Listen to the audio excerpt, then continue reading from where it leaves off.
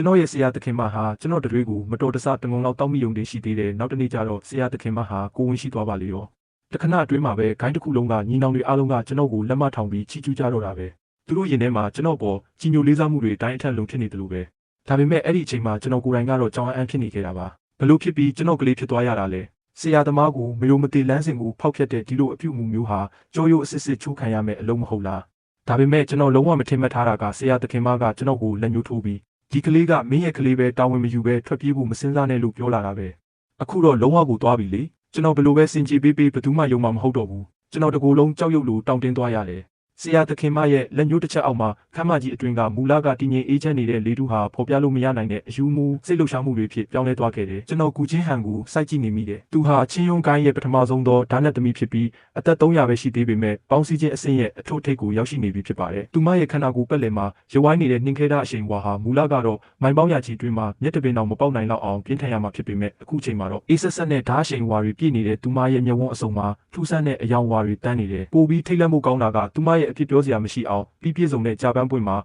ာအကြောင်းနဲ့ငယ်ထင်နေပြီးအဲ့ဒီထဲကနေထွက်ပေါ်လာတဲ့စွမ်းရည်တွေဟာကျွန်တော်ရဲ့ရှေးဟောင်းစွမ်းရည်နဲ့ထပ်တူကြနေတာပဲသူမအဲ့ဒီစကားကိုပြောလိုက်တဲ့အချိန်မှာအတန်ကတိတ်မကျေပေမဲ့မိုးချိုးပစ်ချလိုက်တယ်လို့မျိုးကျွန်တော်ရဲ့အနှစ်20စာတိဆောက်လာခဲ့တဲ့လောကအမြင်တွေကိုရိုက်ခွဲဖျက်ဆီးပစ်လိုက်တယ်လို့ပါပဲခမ်းမကြီးရဲ့ဘေးတစ်ဖက်တစ်ချက်စီမှာထိုင်နေကြတဲ့မျက်ခုံးမြင့်မြင့်နဲ့အကြီးကဲတွေဟာအဲ့ဒီအချိန်မှာသူတို့ရဲ့တင်ပါတွေကိုပြိုင်တူလှုပ်ရှားလိုက်ကြတာကိုကျွန်တော်ခံစားမိလိုက်တယ်မူလကရွှေမြူတွေနဲ့နတ်မင်းရင်သွေးအဆင့်ရှိတဲ့အကြီးကဲကြီးတွေဟာလည်းသူတို့ရဲ့အကာအကွယ်စွမ်းရည်တွေကိုအတီးတီးရုပ်သိမ်းလိုက်ကြတယ်ဒီကနေ့ရဲ့အကြီးမားဆုံးသတင်းဦးသတင်းထူးရဲ့အသေးစိတ်အချက်လက်တွေကိုလွတ်သွားမှစိုးရိမ်နေကြတာလေတကယ်တော့အတင်းဖြင်းပြောတယ်ဆိုတာအသက်အရွယ်နဲ့မဆိုင်ဘူးမဟုတ်လားကြမ်းချံမင်းတော်တော်စွမ်းတာပဲနော်လို့ပြောလိုက်တာကတော့ခေါင်းချုပ်ကြီးဖြစ်ပါတယ်သူကသူတော်စင်အဆင့်ရှိတဲ့မိစ္ဆာအိုကြီးတစ်ယောက်ပါသူကသူ့ရဲ့ကော့တက်တော်မဲ့နှက်ခမ်းထောင်းတွေကိုအတင်းထိန်းချုပ်ထားပေမဲ့သူ့ရဲ့လှုပ်ရှားနေတဲ့မျက်ဝန်းတွေကတော့ဟေးကောင်လေးကူချင်းဟန်ကြင်ကြံတာကအချစ်ကင်းမဲ့တဲ့နှင်းခဲခန္ဓာကိုယ်တိုင်းလေသူ့ရဲ့အကာအကွယ်စွမ်းအင်ကဘလောက်တောင်အားကောင်းလဲဆိုရင်လက်နက်တွေနဲ့တောင်မဖောက်နိုင်ဘူးအဲ့ဒါကိုမင်းကသူ့ရဲ့အကာအကွယ်ကိုဖောက်ထွက်နိုင်ုံတင်မကပဲမင်းရဲ့မျိုးစေ့ကိုပါသူ့ရဲ့မူလစွမ်းအင်နဲ့ဆိုင်ဆုံးနေရာအထိခြံထားနိုင်ခဲ့တယ်ပေါ့လို့တိတိတတ်တာကြီးပြောနေတယ်လို့ပါပဲကျွန်တော်နောက်ကညီနောင်3000ရဲ့အသက်ရှူတန်ပြင်းပြင်းတွေကြောင့်ခမ်းမကြီးတွေကဝိညာဉ်စွမ်းအင်တွေတောင်ကုန်ခန်းလူနေပါဖြစ်သွားရတယ်ဒုတိယနောင်ကြီးကနောက်ကနေစိတ်ဝိညာဉ်ချင်းဆက်သွယ်ပြီးပြောနေတာကိုကျွန်တော်ကြားလိုက်ရတယ်ကျမ်းမောင်လေးကတွေးကြောပွင့်စင်ရဲ့အထွတ်ထိပ်မှာရှိနေတာမဆန်းပါဘူးတကယ်တော့သူကတကူလုံးကအ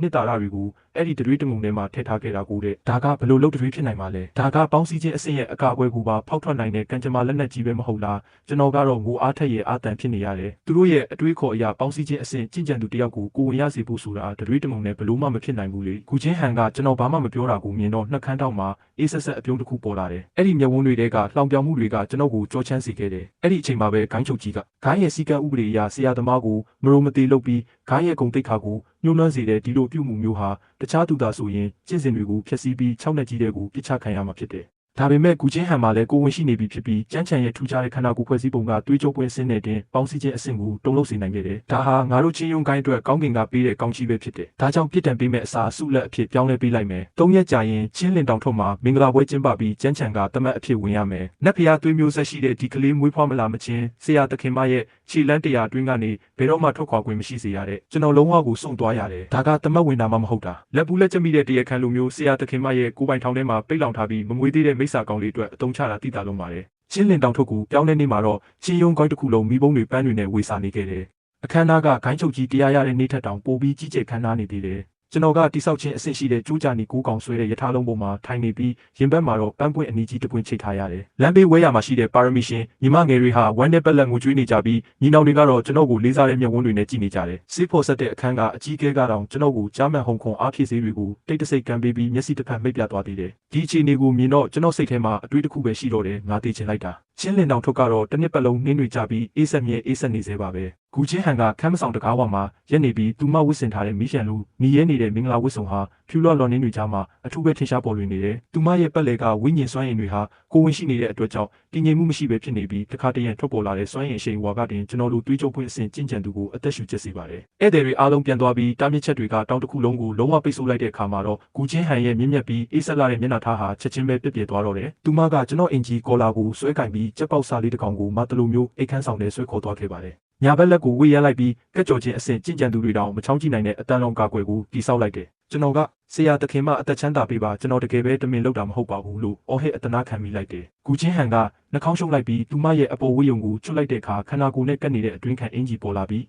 သူမရဲ့ဝမ်းပိုက်ပိုင်းမှာရွှေရောင်လင်းနှန်းတွေဖြက်ခနဲလှုပ်ရှားနေတာကိုတွေ့လိုက်ရတယ်။ငါကျင့်ကြံတာကကြာပန်းစင်ကြယ်ခြင်းတရားစင်စစ်ဖြစ်လို့ဘလို့စွမ်းအင်မျိုးမှဖောက်မဝင်နိုင်ဘူး။ဒါပေမဲ့မင်းရဲ့ခန္ဓာကိုယ်ဖွဲ့စည်းပုံထဲမှာငါတော့မထိန်ချုပ်နိုင်တဲ့ရှေးဟောင်းစွမ်းအင်တွေရှိနေတယ်။မနေ့ကအဲ့ဒီຢာကငါခန္ဓာကိုယ်ထဲရောက်လာပြီးငါရဲ့ညီဝန်နှန်းတော်ကိုကြော်ဖြတ်လာတာပြီးတော့မူလအမြုတေစီတက်တက်သွားပြီးဒီလိုຢာမျိုးဖြစ်ပြောင်းလဲသွားတာပဲကျွန်တော်တုံတုံရင်ရင်နဲ့သူမရဲ့ဆူထွက်နေတဲ့ဝမ်းပိုက်ကိုကြည့်ပြီးဒီကလေးကတကယ်ပဲကျွန်တော်ကလေးဆိုတာကိုသိလိုက်ရတယ်။အဲ့ဒါဆိုကျွန်တော်ကပို့ပြီးနစ်နာတာပေါ့ဗျာ။ဘာမှကိုမပါလိုက်ရဘူးလေ။အဲ့ဒီအချိန်မှာကူချင်းဟန်ကတွားချိတ်ပြီးပြောတယ်စောစောကခမ်းမကြီးထဲမှာငါသာမင်းကိုလက်ညှိုးမထိုးခဲ့ရင်ဒီဝိညာဉ်ယတနာတာပောက်ကွဲသွားရင်ချင်းယုံကိုင်းတစ်ခုလုံးပြာကျသွားလိမ့်မယ်ဒီစကားကိုကြားမှာပဲဒီအေးဆက်လာတဲ့ဆရာသခင်မဟာဘေးရန်နေကနေအရေးပေါ်ကဲတင်လိုက်တယ်ဆိုတာကိုကျွန်တော်နားလည်သွားတော့တယ်သူမကျွန်တော်ကိုဘေးနားမှာခေါ်ထားတာကကျွန်တော်ရဲ့ခန္ဓာကိုယ်ထဲမှာဒီဝိညာဉ်တရေသားအတွက်တစ်ခုလေးသောငြိမ်သက်စေရှိနေလို့ပါပဲနောက်ရက်တွေမှာတော့ကြင်ကြံခြင်းလောကရဲ့အကောင်းဆုံးထောင်ဒဏ်ကိုကျွန်တော်ခံစားခဲ့ရတယ်။ညဘက်ဆိုရင်ကျွန်တော်ကနှင်းခဲကတင်ပေါ်မှာထိုင်ပြီးဂူချင်းဟန်ရဲ့နွေးနေတဲ့ဝမ်းပိုက်ပေါ်ကိုလက်နှစ်ဖက်တင်ထားရတယ်။ကျွန်တော်ရဲ့အားနည်းလာတဲ့သွေးကြောပွင့်စွမ်းရည်တွေဟာသူမခန္ဓာကိုယ်ထဲရောက်တာနဲ့အဲ့ဒီဝိညာဉ်တရေသားရဲ့ဝါမျိုးခြင်းကိုခံရပြီး